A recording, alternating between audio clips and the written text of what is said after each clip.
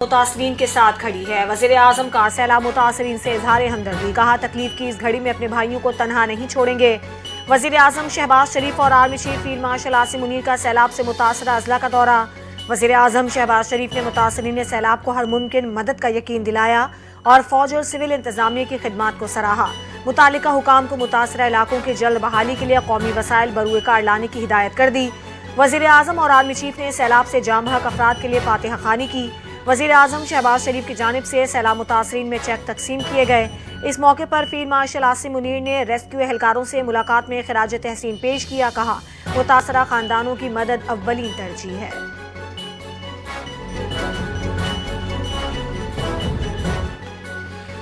انسانی جانوں کے ضیاع سے بڑھ کر دردناک بات کوئی نہیں ہو سکتی۔ پنجاب، سندھ، بلوچستان، جی بی میں سیلاب سے 700 تک اموات ہوئیں۔ ہم نے 2022 میں سیلاب کے دوران دردناک صورتحال دیکھی۔ وزیر اعظم شہباز شریف نے دورے کے دوران بنیر میں خطاب کہا کہ ہم نے 2022 میں صوبوں کو امداد کی مد میں 100 ارب روپے تک دیے۔ ہمیں تجاوزات کی روک تھام کے لیے سخت پالیسی اپنانی ہوگی۔ پاکستان کو سیلابی صورتحال کے ساتھ ساتھ دہشت گردی کا بھی سامنا ہے۔ اگر ہم انسانی ذمہ داری پوری نہیں کر رہے تو ہمارا ہی نقصان ہوگا۔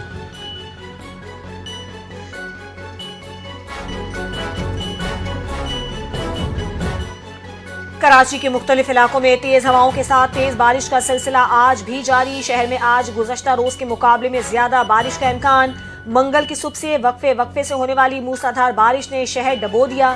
نشیبی علاقے زیر آب آ گئے۔ مختلف حادثات میں 12 افراد جاں بحق ہو گئے۔ شہر عقائد کی مختلف سڑکوں سے گزشتہ روز کی بارش کے پانی کی نکاسی کر دی گئی تھی، تاہم آج کی بارش سے پھر پانی سڑکوں پر جمع ہو گیا ہے۔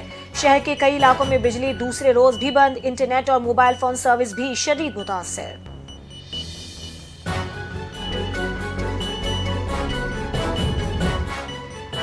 کراچی کے علاقے مومن آباد اور رنچھوڑ لائن میں 2 عمارتیں گر گئیں۔ مومن آباد میں 3 منزلہ عمارت گرنے کے باعث ریسکیو آپریشن جاری، 4 زخمیوں کو نکال لیا گیا۔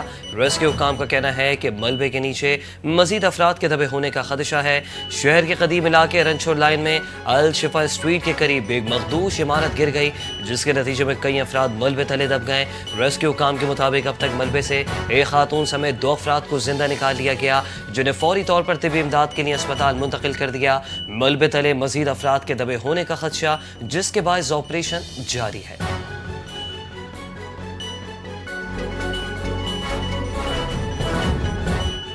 وزیر اعظم شہباز شریف کی کراچی میں ہونے والی بارشوں پر سندھ حکومت کو ہر قسم کی معاونت کی پیشکش۔ وزیر اعظم کا جنوبی سندھ بالخصوص کراچی میں حالیہ شدید بارشوں اور شہری سیلابی صورتحال پر وزیر اعلیٰ سندھ سید مراد علی شاہ سے ٹیلی فونک رابطہ۔ وزیر اعظم نے چیئرمین NDMA کو سندھ حکومت سے مسلسل رابطے میں رہنے اور ہنگامی صورتحال کے لیے ان کی ضروریات کے حوالے سے مکمل تعاون کی ہدایت بھی کی۔ چیئرمین NDMA کو 1-2 روز میں سندھ کے جنوبی اضلاع میں متوقع بارش کے حوالے سے مکمل تیار رہنے اور لوگوں کو آگاہی فراہم کرنے کی بھی ہدایت کی۔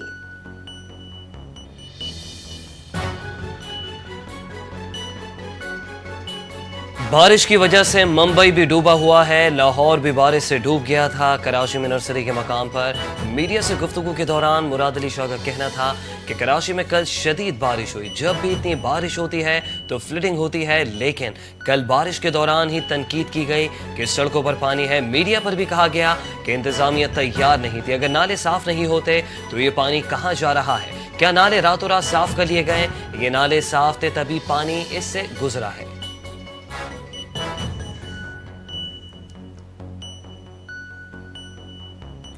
اپنی غلطی کا اعتراف نہیں کرتے، لوگوں سے معافی کیوں نہیں مانگتے؟ 17 سال کی بدعنوان ترین حکمران بارش میں سامنے آ گئی۔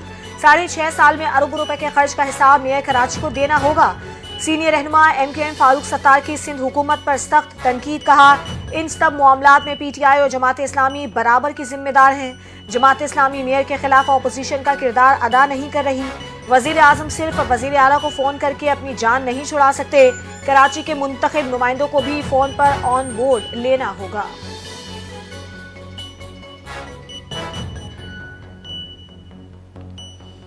فاروق ستار کی شکایت وزیر اعظم سے ہے، مگر غصہ سندھ حکومت پر نکال رہے ہیں۔ ذاتی شکووں کو سیاسی ایجنڈے میں بدلنا فاروق ستار کی پرانی روایت ہے۔ MKM رہنما فاروق ستار کے بیان پر سینئر وزیر شرجیل انعام میمن کا رد عمل، بولیں کہ بارش کو جواز بنا کر 17 سالہ بدعنوانی کا الزام لگانا دراصل ان کی بوکھلاہٹ کی نشانی ہے۔ ایم کیو ایم کو یہی نہیں بھولنا چاہیے کہ وہ طویل عرصے تک اقتدار میں شریک رہیں۔ شرجیل میمون نے مزید کہا کہ کراچی کے شہری آج بھی ایم کیو ایم کی نام نہاد شہری حکومت کے دور کی کرپشن، جعلی بھرتیوں اور اداروں کی تباہی بھگت رہے ہیں۔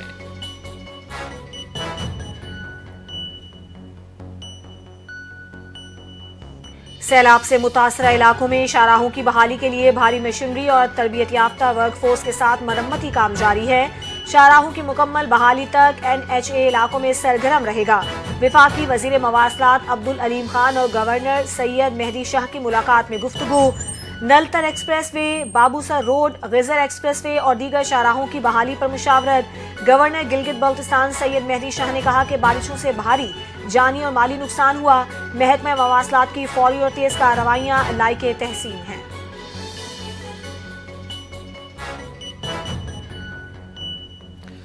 خیبر پختونخوا حکومت نے سیلاب متاثرین کے لیے مزید 2 ارب روپے جاری کر دیے ہیں۔ وزیر اعلیٰ کے پی کے علی امین گنڈاپور کی زیر صدارت صوبائی کابینہ کا اجلاس ہوا۔ کابینہ کو سیلاب سے نقصانات، ریلیف اور بحالی کی سرگرمیوں پر بریفنگ دی گئی۔ وزیر اعلیٰ علی امین گنڈاپور نے کہا کہ لاپتہ افراد کی تلاش جاری ہے۔ متاثرہ علاقوں کے لیے 3 ارب کے علاوہ مزید 2 ارب روپے جاری کر دیے ہیں۔ تمام سیلاب متاثرین کو معاوضہ ملے گا، اس سے کوئی بھی محروم نہیں رہے گا۔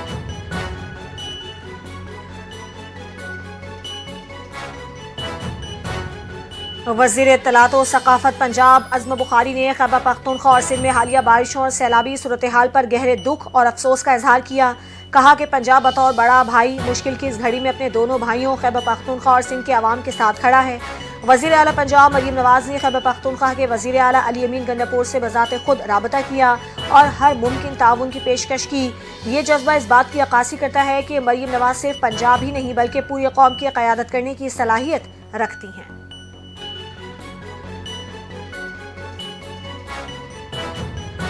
خیبر پختونخوا حالیہ سیلاب سے بری طرح متاثر ہوا اور متعدد علاقے تاحال مشکلات کا شکار ہیں۔ مدد پر پاک فوج اور حکومت کے شکر گزار ہیں۔ Chairman P T I barrister Gohar نے کہا کہ پاک فوج، صوبائی اور وفاقی حکومت نے متاثرین کی مدد کے لیے بہترین کام کیا۔ ہم ان کے شکر گزار ہیں، تاہم عوام کی مشکلات اتنی زیادہ ہیں کہ مزید امدادی اقدامات کی ضرورت ہے۔ بیرسٹر گوہر نے بتایا کہ منیر میں 100 سے زائد افراد اب بھی لاپتہ ہیں۔ وہاں آباد اقلیتی برادری کے گھروں کو بھی شدید نقصان پہنچا۔ عوام سے اپیل ہے کہ وہ دل کھول کر سیلاب متاثرین کی امداد کریں تاکہ مشکل کی اس گھڑی میں متاثرہ خاندانوں کو سہارا دیا جا سکے۔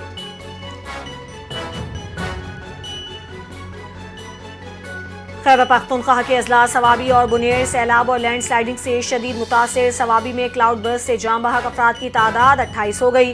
جاں بحق افراد میں خواتین اور بچے بھی شامل۔ 20 مکانات کو نقصان پہنچا۔ کمشنر مردان کا کہنا ہے کہ ملبے سے 3 لاشیں نکال لی گئیں۔ ایک زخمی اسپتال میں دم توڑ گیا۔ سوابی اور بنیر میں متاثرہ خاندان غم سے نڈھال۔ لواحقین کا کہنا ہے کہ اپنا گھر اپنی جنت تھا، سیلاب میں سب کچھ بہہ گیا۔ خیبر پختونخوا میں حالیہ بارشوں اور سیلاب سے ہلاکتیں 350 سے تجاوز کر گئیں۔ صرف بنیر میں 228 افراد جاں بحق ہوئے۔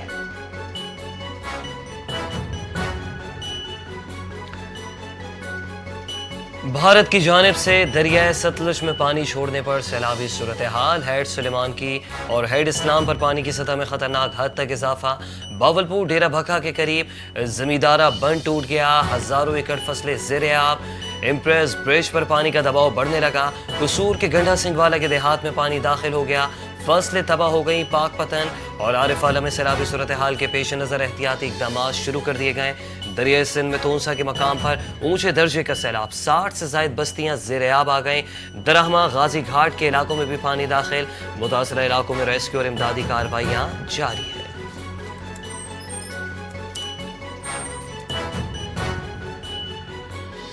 محکمہ موسمیات کی 22 اگست تک شدید مونسون بارشوں کی پیش گوئی۔ سندھ، بلوچستان، پنجاب، کے پی اور کشمیر میں طوفانی بارشوں کا امکان۔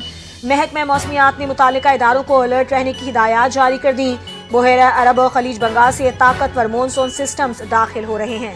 سندھ کے جنوبی اضلاع میں گرج چمک اور تیز بارش کی پیش گوئی۔ کراچی، حیدرآباد، میرپور خاص، تھرپارکر، بدین، ٹھٹھہ میں موسلادھار بارش متوقع۔ بلوچستان کے کئی علاقوں میں بھی شدید بارشیں متوقع۔ خیبر پختونخوا کے شہر دیر، سوات، پشاور، مردان، چارسدہ، نوشہرہ میں بارش کا امکان۔ اسلام آباد، گلگت بلتستان، کشمیر اور بالائی پنجاب میں بھی بارش ہوگی۔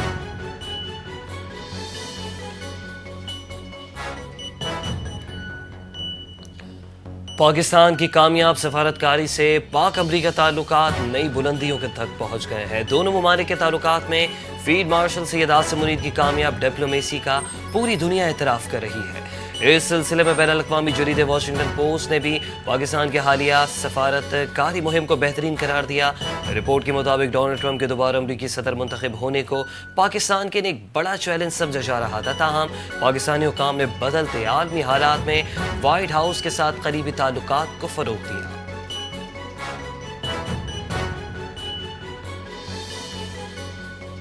نائب وزیر اعظم اور وزیر خارجہ اسحاق ڈار پاک چین افغان وزرائے خارجہ اجلاس میں شرکت کے لیے کابل پہنچ گئے۔ پاکستان، چین اور افغانستان کے وزرائے خارجہ کے چھٹے سہ فریقی اجلاس کے تیسرے دور میں شرکت کریں گے۔ اجلاس میں تینوں ممالک کے درمیان تجارت، علاقائی روابط اور انسداد دہشت گردی کے حوالے سے تعاون کے فروغ پر تبادلہ خیال کیا جائے گا۔ اجلاس کے دوران اسحاق ڈار کی افغان نگراں وزیر خارجہ کے ساتھ علیحدہ ملاقات بھی متوقع ہے۔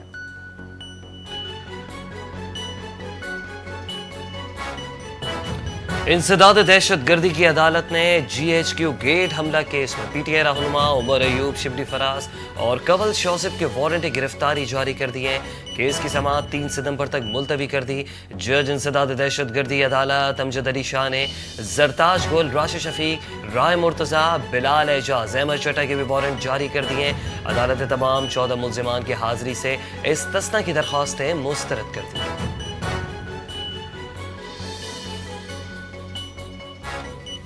سپریم کورٹ نے بانی PTI کی 8 ضمانتوں کی درخواست پر سماعت کل تک ملتوی کر دی۔ چیف جسٹس یحییٰ آفریدی کی سربراہی میں 3 رکنی بینچ نے بانی پاکستان تحریک انصاف کی 8 ضمانتوں کی درخواست پر سماعت کی۔ کیس کی سماعت پروسیکیوٹر ذوالفقار نقوی کی طبیعت ناساز ہونے کی وجہ سے ملتوی کر دی گئی۔ معاون وکیل نے عدالت سے درخواست کی کہ پروسیکیوٹر فوڈ پوائزننگ کے باعث آج عدالت میں پیش نہیں ہو سکے۔ کیس کی سماعت اگلے ہفتے تک ملتوی کی جائے۔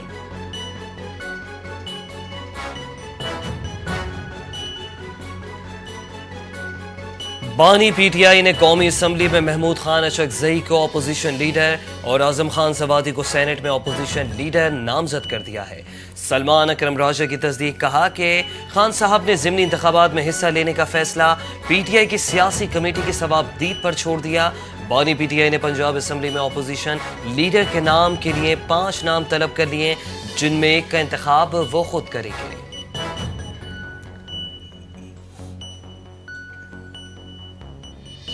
پنجاب اسمبلی میں سینٹ کی خالی نشست پر PTI نے اعجاز چودھری کی اہلیہ کو ٹکٹ جاری کر دیا۔ پنجاب اسمبلی میں سلمہ اعجاز PTI کی جانب سے امیدوار ہوں گی۔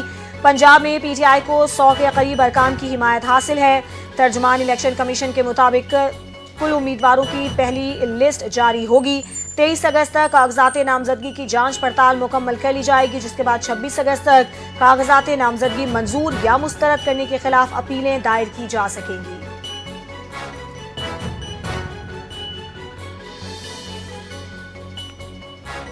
پاکستان اور جاپان کی تجارت، سرمایہ کاری سمیت تمام شعبوں میں باہمی تعاون بڑھانے پر اتفاق۔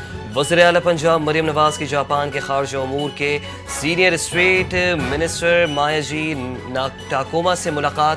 2 طرفہ تعلقات، تجارتی تعاون اور سرمایہ کاری کے فروغ پر تفصیلی تبادلہ خیال ہوا۔ وزیر اعلیٰ پنجاب نے اس موقع پر کہا کہ جاپان پاکستان کا قابل اعتماد شراکت دار ہے۔ جاپان کی جدید ٹیکنالوجی اور پاکستان کے نوجوانوں کی صلاحیتیں مل کر ترقی کے نئے مواقع پیدا کر سکتی ہیں۔ میاجی تاکوما نے کہا کہ جاپانی حکومت پاکستان کے ساتھ تعلقات کو مزید مستحکم بنانے کی خواہاں ہے۔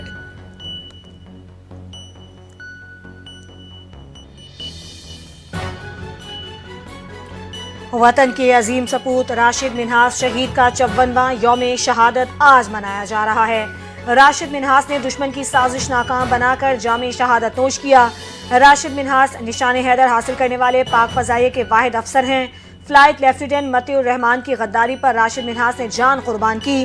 راشد منہاس نے جہاز زمین سے ٹکرا کر دشمن کے مذموم عزائم خاک میں ملا دیے۔ پاکستان نے راشد منہاس کو جرت، بہادری پر نشان حیدر سے نوازا۔ راشد منہاس نشان حیدر حاصل کرنے والے سب سے کم عمر شہید ہیں۔ 20 اگست 1971 کا دن قومی تاریخ کا سنہرا باب بن گیا۔